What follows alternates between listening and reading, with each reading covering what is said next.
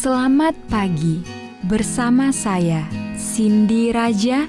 Mari awali aktivitas dan pelayanan Anda melalui renungan pagi. Yesus, nama di atas segala nama.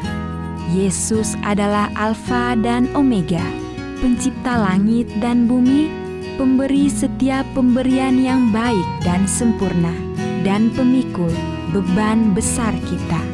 Kepada mereka yang hancur oleh dosa, Dia adalah juru selamat yang sempurna, perantara yang agung, perantara yang maha kuasa, dan kapten keselamatan kita. Ditulis oleh Ellen G. White bersama Pendeta Denny Kanajo. Selamat mendengarkan. Salam, selamat pagi para pendengar yang diberkati oleh Tuhan dimanapun Anda berada saat ini. Kita akan sama-sama mendengarkan firman Tuhan melalui audio renungan pagi pada tanggal 24 Juni 2025 dengan judul Hakim Seluruh Dunia. Sebelum kita melanjutkan bacaan renungan kita pada pagi hari ini, kembali saya mengajak semua para pendengar yang setia untuk berdoa bersama-sama. Bapa di sorga, terpujilah nama-Mu ya Tuhan pada pagi hari ini. Sebelum kami melakukan segala tugas, aktivitas pelayanan dan pekerjaan kami sangat rindu Tuhan sejenak untuk merenungkan kebenaran firman Tuhan. Kami sangat butuh kuasa Roh Kudus-Mu dicurahkan kepada masing-masing kami. Terima kasih Tuhan Yesus, ampuni kami Bapa, karena kami sudah berdoa hanya di dalam nama Tuhan dan Juru Selamat kami. Amin. Ayat inti kita terambil di dalam Efesus 5 ayat yang ke-27. Demikian firman Tuhan, supaya dengan demikian ia menempatkan jemaat di hadapan dirinya dengan cemerlang tanpa cacat atau kerut atau yang serupa itu, tetapi supaya jemaat kudus dan tidak bercela. Mari kita ikuti penjelasannya. Perhatian yang paling dalam yang dinyatakan di antara manusia mengenai keputusan-keputusan pengadilan duniawi hanya menggambarkan sangat sedikit perhatian yang ditunjukkan di pengadilan surgawi. Pada waktu nama-nama yang dimaksudkan dalam kitab kehidupan diperiksa ulang di hadapan hakim seluruh dunia. Pengantara ilahi menyampaikan permohonan agar semua mereka yang telah menang oleh iman dalam darahnya diampuni pelanggaran-pelanggaran mereka, agar mereka dikembalikan ke tempatnya di Eden dan dimahkotai sebagai pewaris bersama di atas pemerintahan yang dahulu. Mika 4 ayat yang ke-8. Setan dalam usahanya menipu dan menggoda manusia umat Tuhan telah berpikir untuk menggagalkan rencana ilahi dalam penciptaan manusia. Tetapi Kristus sekarang meminta agar rencana ini diberlakukan seolah-olah manusia tidak pernah jatuh.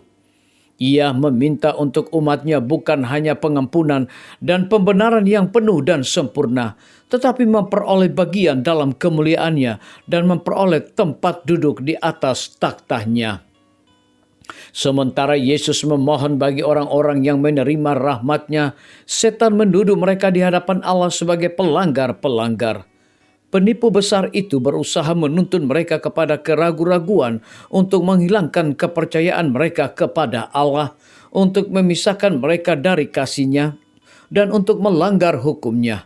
Sekarang ia menunjuk kepada catatan kehidupan mereka, kepada cacat tabiat mereka, ketidaksempurnaannya, dengan Kristus yang telah mempermalukan penebus mereka, kepada semua dosa-dosa yang telah digodahkan agar dibuat. Dan oleh sebab semua ini, ia mengatakan bahwa orang-orang itu adalah rakyat-Nya, pengikut-pengikut-Nya. Yesus tidak memaafkan dosa-dosa mereka, tetapi menunjukkan penyesalan mereka atas dosa mereka itu dan iman mereka, dan dalam memohon di hadapan Bapa dan malaikat-malaikat suci sambil berkata, "Aku mengenal nama-nama mereka. Aku telah mengukirkan mereka di telapak tanganku." Korban sembelihan kepada Allah ialah jiwa yang hancur, hati yang patah dan remuk, tidak akan kupandang hina, ya Allah. Mazmur 51 ayat yang ke-19. Dan kepada penduduk umatnya ia mengatakan, Tuhan kiranya menghardik engkau. Bukankah dia ini puntung yang telah ditarik dari api? Sakaria 3 ayat yang kedua. Kristus akan memakaikan kepada umatnya yang setia kebenarannya sendiri, agar ia boleh mempersembahkan mereka kepada Bapanya sebagai jemaat di hadapan dirinya, dengan cemerlang, tanpa cacat atau kerut, atau yang serupa itu. Efesus pasal yang kelima ayat yang ke-27. Disalin dari buku Kemenangan Akhir halaman 409 hingga 410. Renungkan lebih dalam. Jika Kristus ada di pihak saya dalam penghakiman, mengapa terkadang saya takut menghadapinya? Biarlah bacaan renungan kita saat ini akan menjadi berkat bagi kita semua. Kembali saya mengajak semua para pendengar yang setia untuk berdoa bersama-sama. Bapa di sorga, terima kasih Tuhan Yesus, oleh karena firman-Mu pada pagi hari ini memberikan berkat dan sukacita rohani bagi kehidupan kami masing-masing. Pada saat ini kembali hamba-Mu berdoa untuk pemerintah kami. Tuhan berkati Bapak Presiden bersama Wakil Presiden, para menteri dan seluruh stafnya, Bapak Gubernur bersama dengan wakil, Bapak Bupati bersama dengan wakil, Bapak Wali Kota bersama dengan wakil, camat dan seluruh stafnya. Kepala desa, lurah, RT, RW, dimanapun mereka berada saat ini, lindungi mereka Tuhan, pelihara mereka, curahkan hikmat pengetahuan sorga, agar mereka dapat menjalankan roda pemerintahan boleh sesuai dengan amanah dan titah Tuhan sendiri. Kami menyerahkan pimpinan-pimpinan organisasi gerejawi Tuhan dari tingkat yang tertinggi sampai kepada seluruh gembala jemaat. Saat ini Tuhan, mereka sangat butuh kuasa Roh Kudus.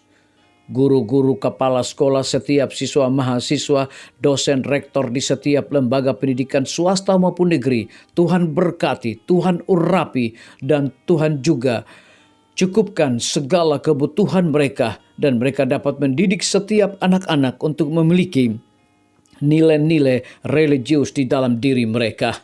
Para tim medis, dokter, perawat, bidan, para apoteker, dan semua yang memberikan waktu dan tenaga mereka untuk melayani setiap para pasien yang membutuhkan pelayanan mereka. Tuhan berikan mereka kekuatan, sukacita, dan roh dedikasi yang tinggi.